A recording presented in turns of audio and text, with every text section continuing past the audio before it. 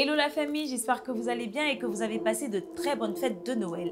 Alors 2020 a été une année difficile pour chacun de nous et on s'est dit que pour les fêtes de fin d'année, on allait s'amuser au maximum. Des concerts ont donc été organisés à cet effet. J'étais en train de m'affairer sur les réseaux sociaux concernant les événements de fin d'année lorsque j'ai vu ces publications.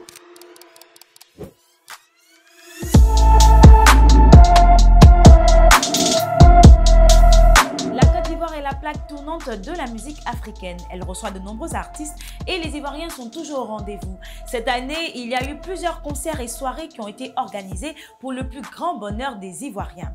Mais après tous ces événements, des personnes ont exprimé leur mécontentement. Faisons maintenant un résumé. Parlons d'abord du concert de Kobalade qui a eu lieu le 19 décembre 2020 du côté du Palais des Sports de Treichville.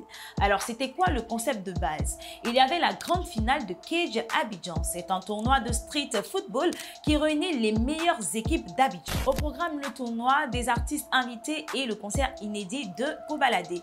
Alors, les fans qui étaient présents à ce concert-là se disaient que dès qu'on arrive, on a droit automatiquement au show de Kobalade. Mais une fois sur les lieux, ils se sont rendus compte qu'il fallait assister au tournoi.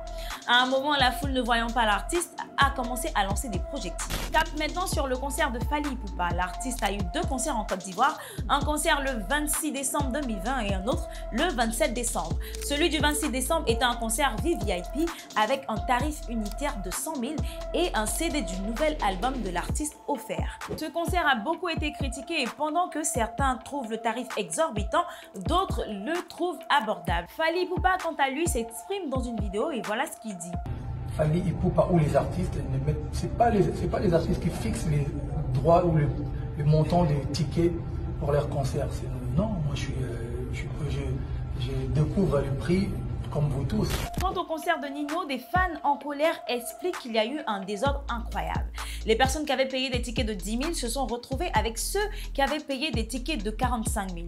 Sur les photos, nous avons pu voir des jeunes sur la scène, d'autres sur les baffes. En plus de ça, l'artiste serait monté sur la scène à partir de 23 h et a même failli se faire agresser à plusieurs reprises, ce qui a fait qu'il n'a pas duré sur la scène.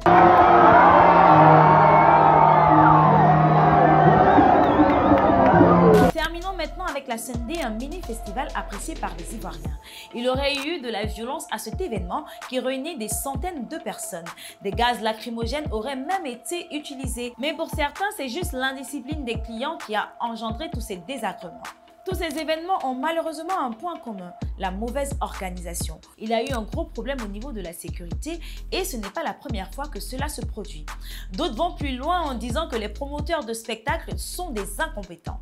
Rappelons que certains artistes ivoiriens avaient exprimé leur mécontentement à l'égard des promoteurs de spectacles. Ariel Chéné, artiste chanteur coupé décalé, leur reprochait le fait de privilégier les artistes internationaux au détriment des artistes locaux. Diego Siani, promoteur de spectacle, avait répondu à Ariel Chéné et dans son commentaire, il a dit « Honnêtement, comprenez que c'est du business et non du social ». Après tout ce qui s'est passé, que pouvez-vous dire aux promoteurs de spectacle?